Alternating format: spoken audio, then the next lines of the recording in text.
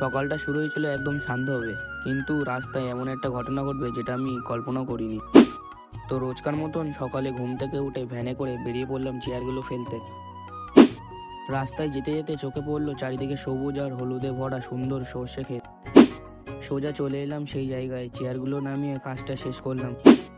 সব ঠিকঠাকই চলছিল, কিন্তু বাড়ি ফেরার পথে হঠাৎ করে ঘটে গেল একটা দুর্ঘটনা। ফ্যানটা হঠাৎ বন্ধ হয়ে গেল, দেখে বুঝলাম ভ্যানের ট্যাঙ্কির পাইপটা ফেটে গেছে। এখন কি করব?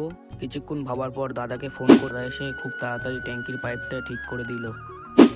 তারপরে দেরি না করে আমরা তিনজন মিলে সোজা বাড়ির দিকে রওনা দিলাম। বাড়িতে পৌঁছে গিয়ে বিকেলতেই পাড়ায় গিয়ে দেখি সবাই মিলে কাপড় ভাঁজ করছে। আমি একটু সাহায্য করে নিলাম। সন্ধ্যাবেলা বাড়ি ফিরে গরম গরম চা বানিয়ে খেলাম। বই পড়তে পড়তে এমন সময় আবার হাজির পেঁয়াজি আর মুড়ি। বই পড়া বন্ধ করে ওটাই খেয়ে নিলাম। যাওয়ার আগে লাইক কমেন্ট ফলো করতে ভুলবেন না। দেখা হচ্ছে নেক্সট ব্লগে। বাই।